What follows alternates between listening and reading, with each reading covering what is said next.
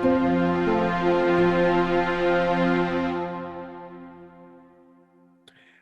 this is Jack Lifton, and today I have the pleasure of speaking with Rowena Smith, who is the Managing Director of ASM, Australian Strategic Materials. And Rowena, I have an immediate question for you, and I'm not expecting you to really answer what I'm hoping.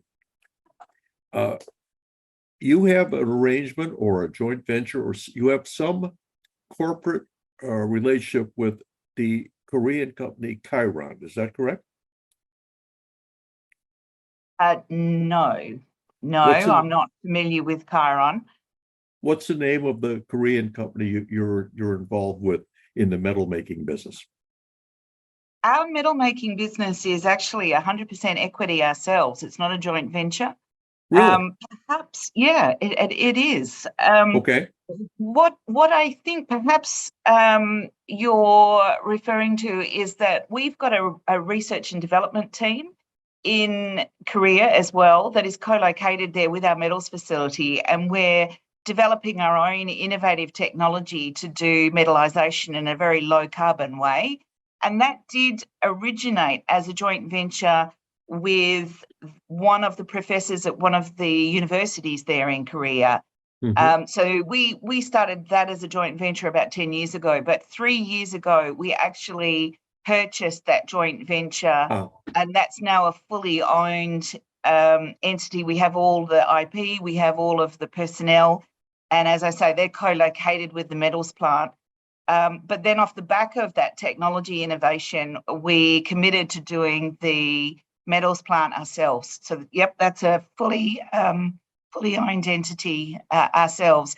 Having said that, Jack, we did get significant support from the Korean government, both at the local level. The Chungbuk-do province gave us a lot of support with identifying property and helping us with permits.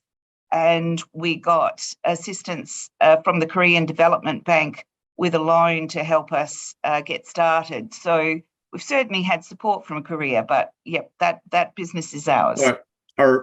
So is there a metallizing plant in Korea at this point?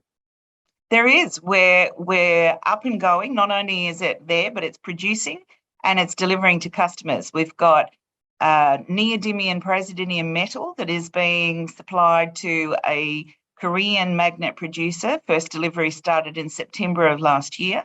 Mm-hmm. And then more recently, we've commissioned the strip caster that makes that specialist alloy, the NdFeB, that goes into the permanent magnets that are used for the wind turbines and the electric vehicles. And we've got 2 customers now, both in the States, for those alloys, which is, really exciting. But we're very focused at the moment there on building that customer base so we can ramp that production up. Now, I recall reading, and correct me if I'm wrong, that Noveon in Texas is going to be a customer of yours for alloy. Yes, Noveon Magnetics was our first alloy customer.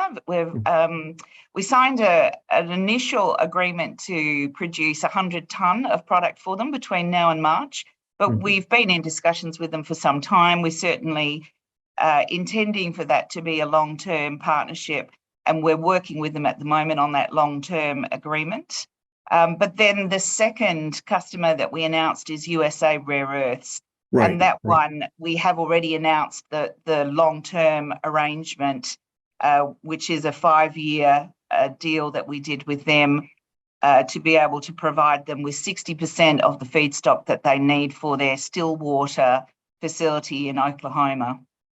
You're, as far as I know, I don't know of any other company outside of China that's doing this.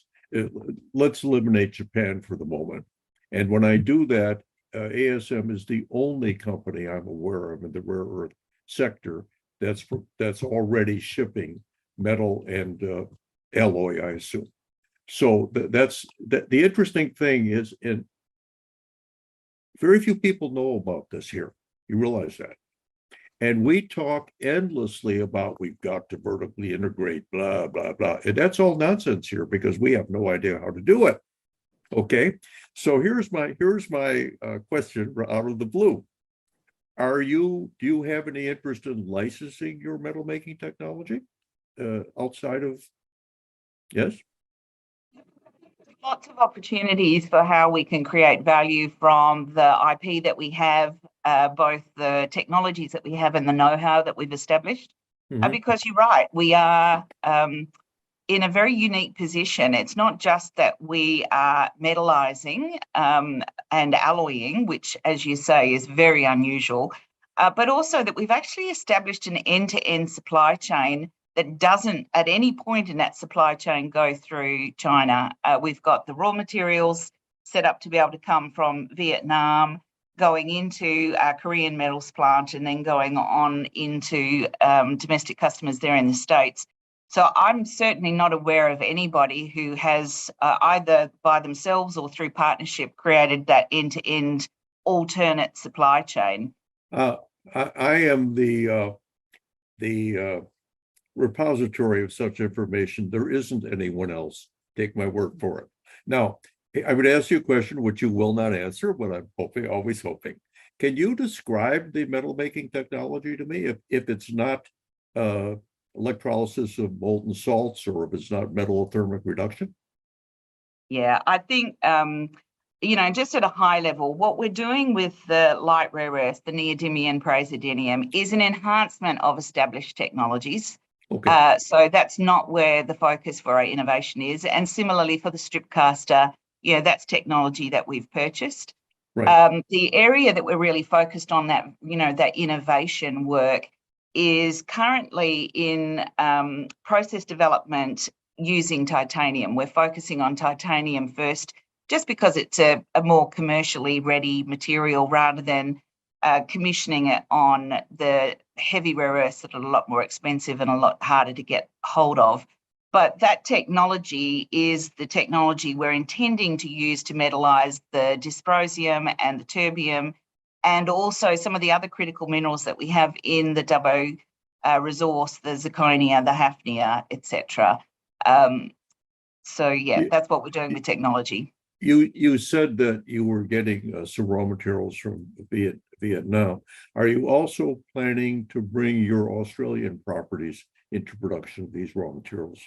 Exactly. So in the short term, we're looking to purchase materials, again, through a strategic partnership in Vietnam, which we're building that so that it can provide materials between now and our Dubbo resource coming online.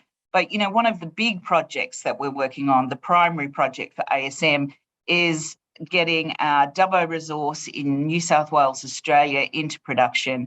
We've been working on this for many years. So it's very advanced. We have all of the engineering work done. We've got all the environmental approvals in place. We've got Hyundai Engineering doing the final EPC definition work for us at the moment.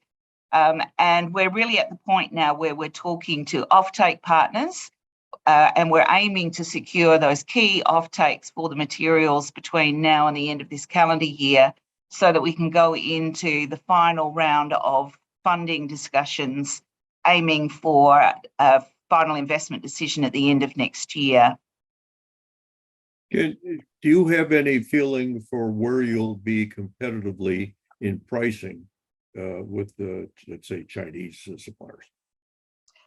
Look, I think this is one of the challenges for the industry, is to establish what the pricing is for that alternate supply chain, and not just, relative to China per se, but also where the margin actually sits across that supply chain. Because, when you're in the position as they are in China, where, that supply chain is pretty much owned by the one entity, you can move the margin around along that supply chain. But when each piece is owned by a discrete business, you've got to have a lot more maturity in the way that you share that margin through each of the different processes. So I think, they're conversations that we're having at the moment with our partners, and it's why I speak about partners rather than customers. Because I think as we are in this early phase of setting up this alternative supply chain. You know, we are actually standing up a new industry, and if we don't do that in a collaborative manner, if we don't do it in a way that sensibly thinks about how we ensure that there is margin at each step in that supply chain, you know, there's no point in having one business without the rest of the supply chain around it. So, you know, they are live conversations that are happening at the moment. Thank you very much. This has been very enlightening, and I have to think about this now. Well, I've been very pleased to chat with you, and you're right, it's a super exciting time, and you know, what we're doing is groundbreaking. So, yep, I'd be more than happy to chat with you again. Thanks, Jack. Thank you, Rowena. Thank you very much.